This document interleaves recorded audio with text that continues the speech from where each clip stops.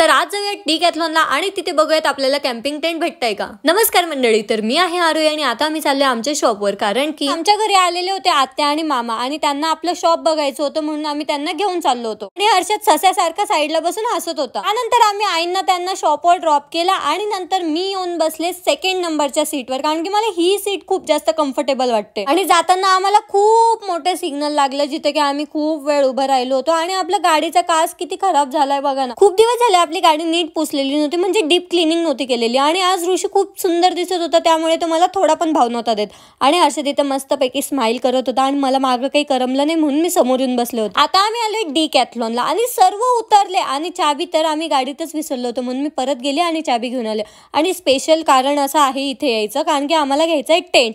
बाहेर आम्ही टेंट बघितला आणि आम्ही खूप खुश झालो की आता फायनली आम्हाला टेंट भेटणार आहे। मध्ये विचारपूस केल्यावर कळालं की इथले सर्व टेंट आउट ऑफ स्टॉक झालेले, पण म्हटलं की आता इथे आलेलोच आहे तर थोडंसं एक्सप्लोर करूयात। मी या शॉपवर फर्स्ट टाइम आलेले, मला काहीच माहिती नव्हतं डिकॅथलॉन काय असतं आणि इथे काय काय असतं। एन मला कळालं की इथे स्पोर्टचे इक्विपमेंट असतात आणि इथे स्पोर्ट रिलेटेड सर्व इक्विपमेंट होते, खूप मस्त मस्त होते, हाय क्वालिटीचे होते, स्विमिंगचे होते, परत इथे शूज होते, रनिंग शूज, वॉकिंग शूज। आणि यार शूजच्या प्राइस सुद्धा खूप जास्त एक्सपेन्सिव्ह होते, बट क्वालिटी पण खूप मस्त होती। मला तर शूज खूप जास्त आवडले होते, पण मी आता शूज घेतले होते म्हणून म्हटलं की मी नंतर कधी येईल ना तेव्हा नक्की ते शूज घेईल। आणि इथे सायकलिंग साठी सुद्धा खूप सारे ऑप्शन होते, मीन्स सायकल सुद्धा होते, हेल्मेट होते, हँड ग्लोव्स होते, खूप सारे गोष्टी इथे होत्या।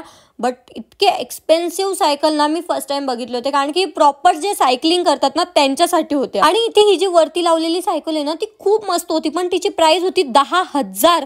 म्हटलं 10,000ची सायकल, त्यातल्या त्यात ऋषी बोलत होता की मला ही सायकल घ्यायची। मी त्याला म्हटलं की अरे बाबा तू टू व्हीलर चालवत नाही आणि याला आता सायकल चालवायची। माझ्यासाठी नवीन होते हे शॉप म्हणून मी इकडे तिकडे थोडंफार बघितलं, बट नाराज होऊन आता आम्ही चाललो होतो घरी, कारण की आम्हाला टेंट नव्हता भेटला। हे शॉप आमचं लास्ट ऑप्शन होतं, बट आम्हाला नाही भेटलं टेंट। मग आम्ही एका ठिकाणी पाणीपुरी खायला थांबलो आणि पाणीपुरी बघून आहे ना माझा मूड तर एकदम फ्रेश होऊन गेला होता, एकदम बल्ले बल्ले झाला होता। देन आम्ही गेलो शॉपवर आणि तिथून आम्हाला आईंना आणि आत्यांना पिकअप करायचं होतं आणि इथे आमचे पार्सल सुद्धा आलेले होते।